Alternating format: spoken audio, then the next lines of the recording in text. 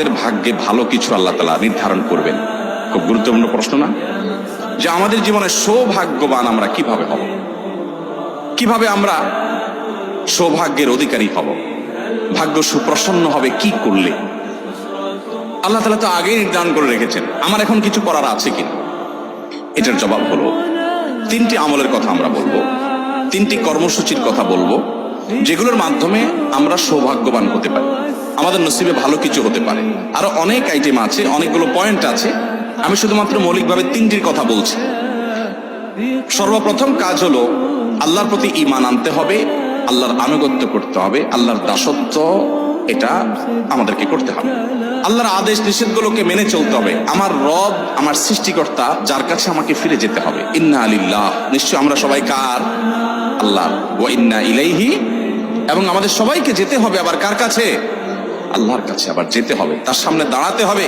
সেজন্য আমার রবের নির্দেশের বাইরে আমি চলবো না, তার নিষেধাজ্ঞাকে আমি লঙ্ঘন করব না।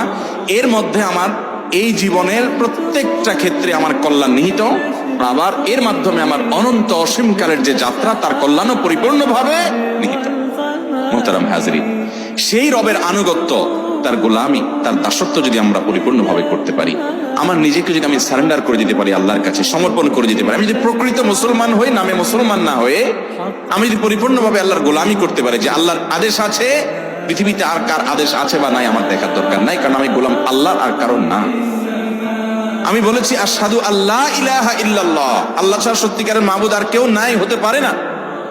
অতএব নির্দেশ আমি যদি তার পাই, তাহলে আর কারো নির্দেশ আছে কি নাই সেটা আমার দেখার কোনো প্রয়োজন। এটা হলো ঈমানের দাবি। আল্লাহ যদি কোনো বিষয় নিষেধ করেন, তাহলে সেই নিষেধাজ্ঞা আমি লঙ্ঘন করব না। তাতে কে খুশি হবে কে নাখুশ হবে, কোনটা আমার টিকবে কোনটা টিকবে না, সেটাও আমার দেখার দরকার না। এটা হলো আপনার ঈমানের দাবি।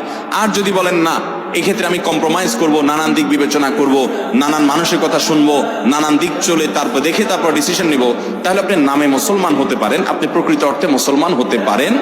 মুসলমান মানেই হলো আত্মসমর্পণকারী আল্লাহ রাব্বুল আলামিনের কাছে। মুহতারাম হাজিরিন, অতএব আমাদের ভাগ্য সুপ্রসন্ন হবে, আমাদের ভাগ্যে ভালো কিছু লেখা হবে যদি আমরা আল্লাহ রাব্বুল আলামিনের আনুগত্য সঠিকভাবে যথাযথভাবে করতে পারি। যে যত বেশি করতে পারবো, তার নসিব তত ভালো হবে দুনিয়াতে এবং আখিরাতে।